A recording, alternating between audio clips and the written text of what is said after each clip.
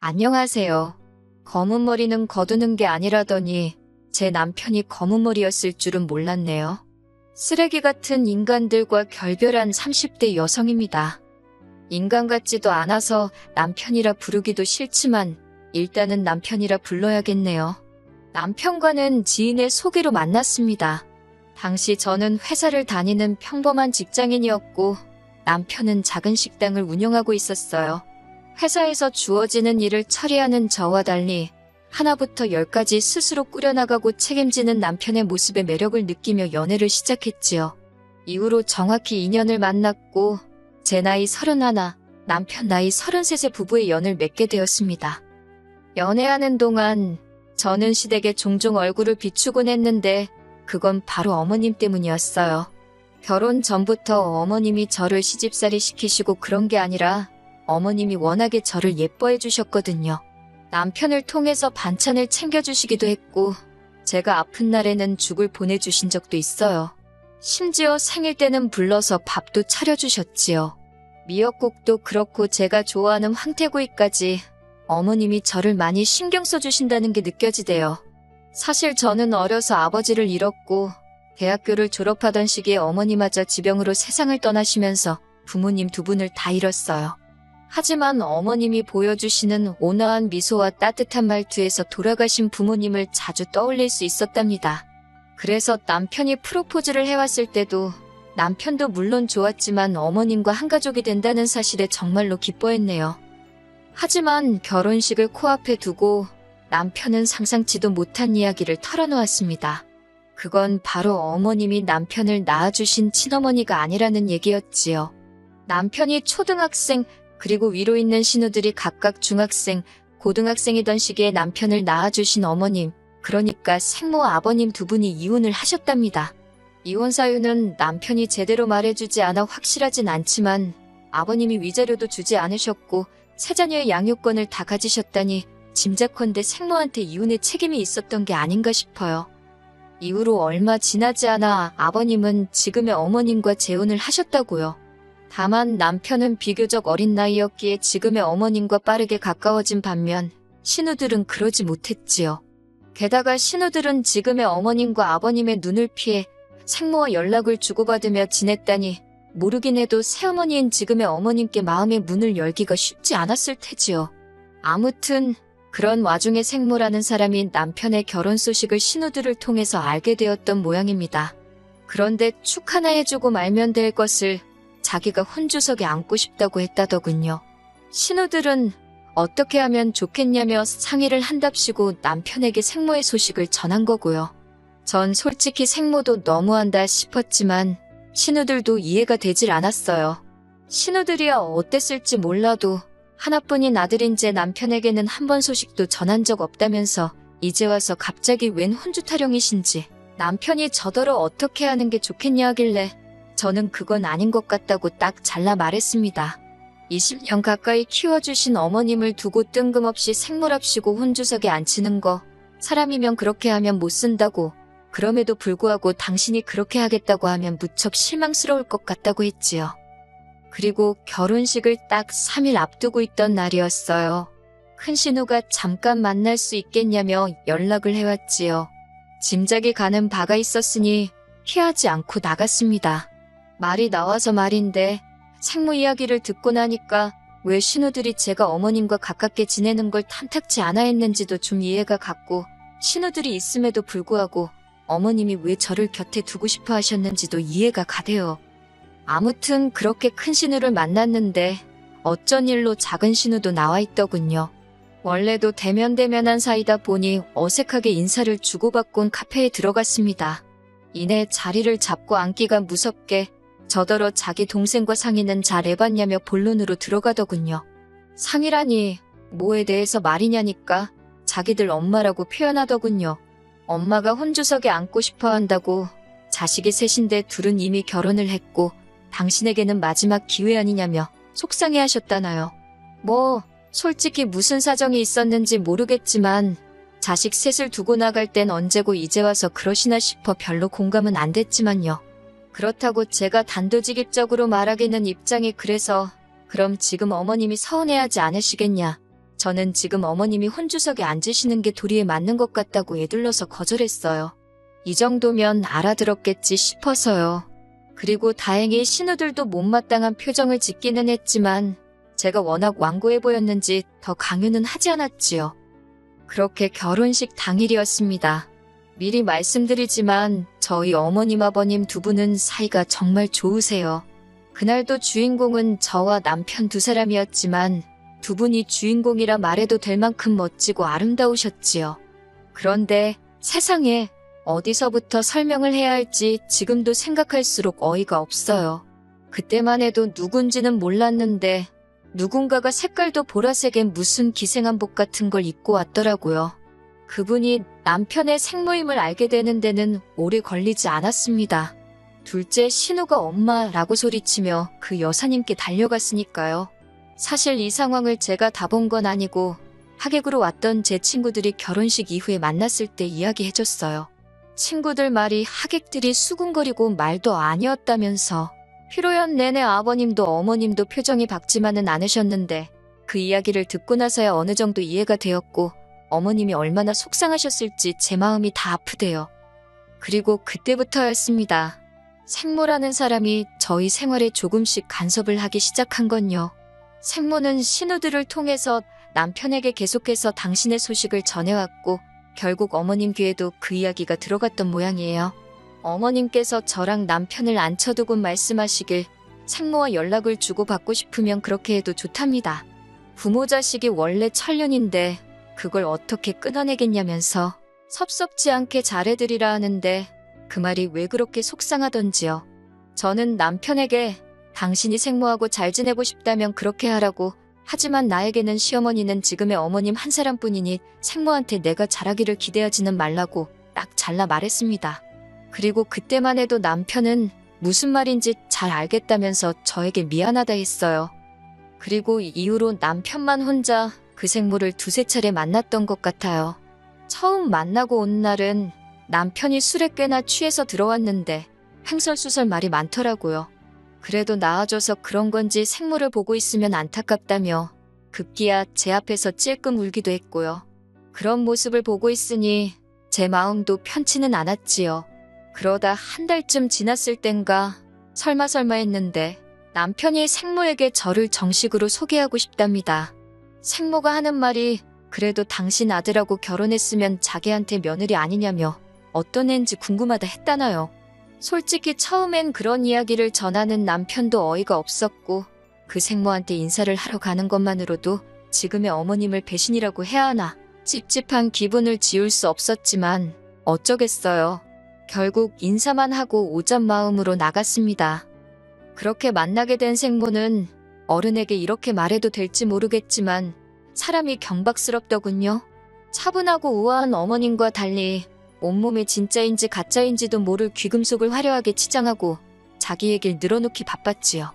하는 말이 아버님과 이혼 후 미국으로 건너가 당신 좋다는 남자를 만나 영주권을 땄답니다. 지금은 벌어놓은 돈 쓰기 바쁘다며 저한테 대놓고 돈 자랑을 하시는데 어찌나 불편하던지 그래도 별말 없이 듣고만 있었더니 생모가 저더러 앞으로 자주 연락하고 지내자대요.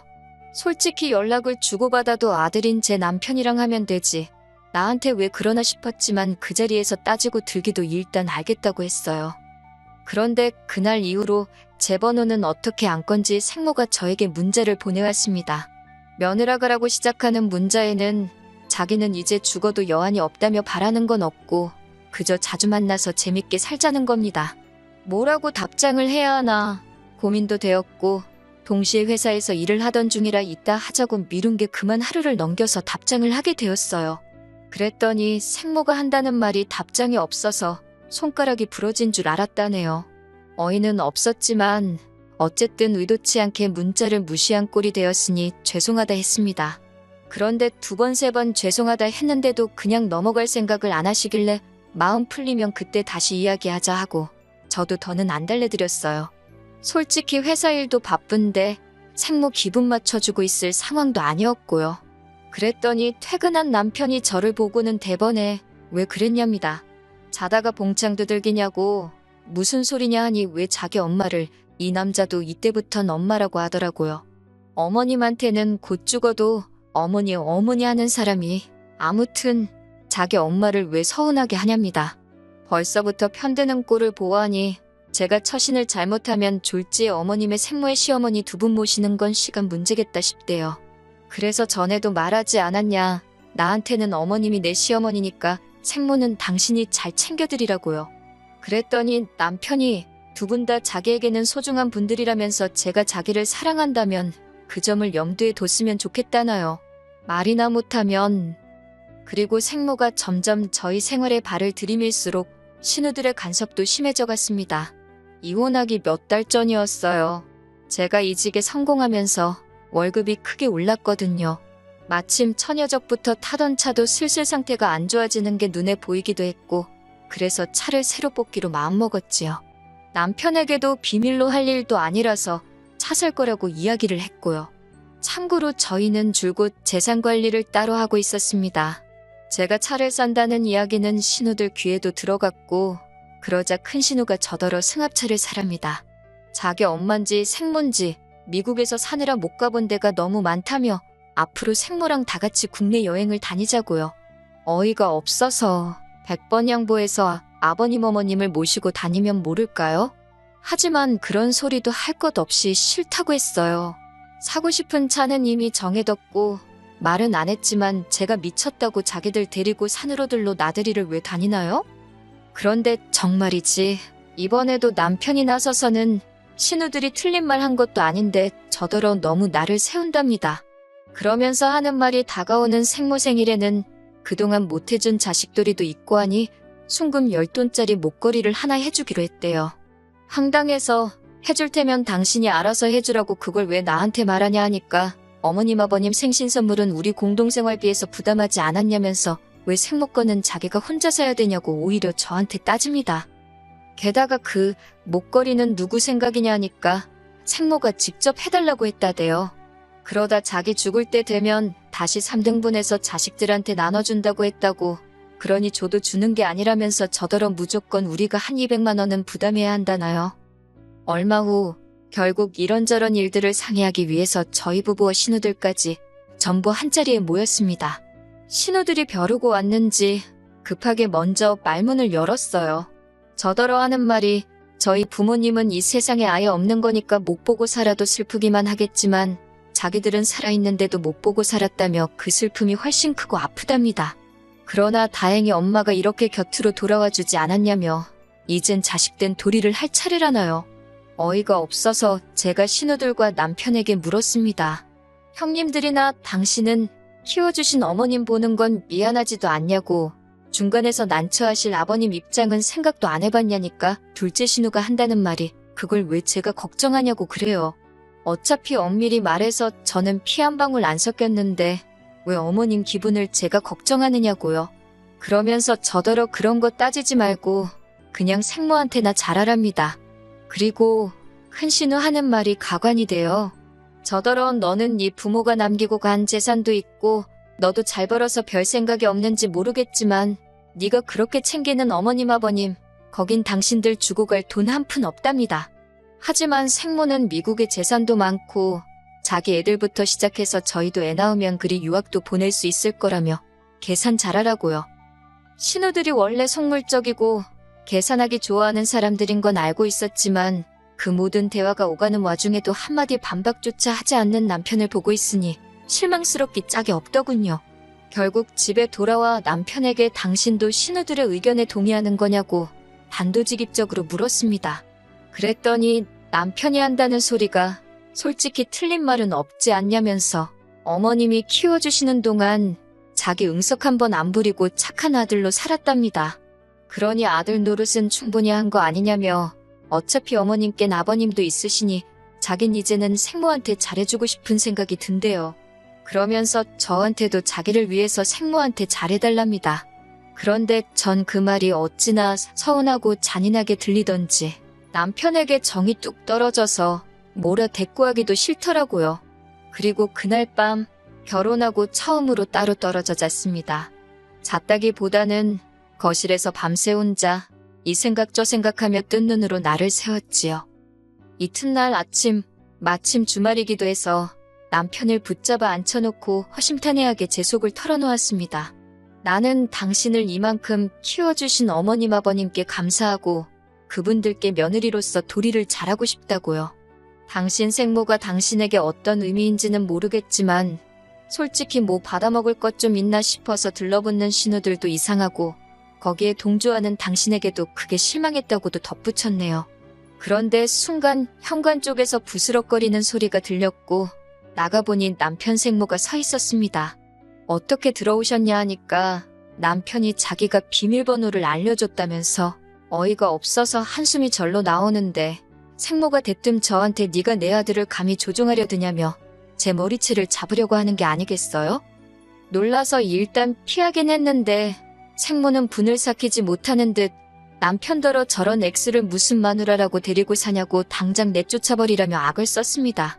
이제 보니 저 X 때문에 자기가 혼주석에도 못 앉은 거냐고 억울하다고 고래고래 소리도 질렀고요. 그러자 남편이 한다는 말이 저더러 잠깐 자리 좀 비켜달래요. 저 때문에 생모 쓰러진다나 자기 와이프인 제가 그 수모를 겪는데 생모 막아줄 생각은 안 하고 저더러 나가달라니 황당하기 짝이 없더군요. 그리고 지금 제가 물러터지게 행동하면 앞으로 이보다 험한 꼴을 더 당하면 더 당했지 덜할 리는 없겠다 생각에 정신이 번쩍 들대요. 제가 둘만의 자리가 필요하면 생모 데리고 네가 나가라 했습니다. 이 집 내 집인 거 잊었냐고 네가 뭔데 남한테 비밀번호를 알려주고 말고 하냐고 저도 빽소리를 질렀지요. 그랬더니 생모 눈이 커지면서 남편더러 이건 네 집 아니냐고 묻더라고요. 그리고 결론부터 말씀드리자면 남편과 저는 이혼을 했어요. 1년 가까이 지저분한 싸움이었지만 결국엔 오가는 위자료 없이 깔끔하게 남남이 되었지요. 어머님 아버님이 참 많이 우셨습니다. 어머님이 앞으로도 종종 볼 수 있겠냐 물으셨지만 솔직히 어떻게 다시 만날 수 있겠어요. 저도 많이 슬펐지만 그저 어머님, 아버님하고 건강히 오래오래 사시라고 했네요. 그리고 어처구니없게도 이혼 소송 끝나고 얼마 지나지 않아서 어머님이 그동안 말씀하시던 미국에 있는 재산도 영주권도 다 거짓말이라는 게 들통났습니다. 한국에 오신 건 미국에서 불법 체류로 쫓겨나신 거고 이후로 어떻게든 아들한테 눌러붙으려고 했던 모양이 돼요.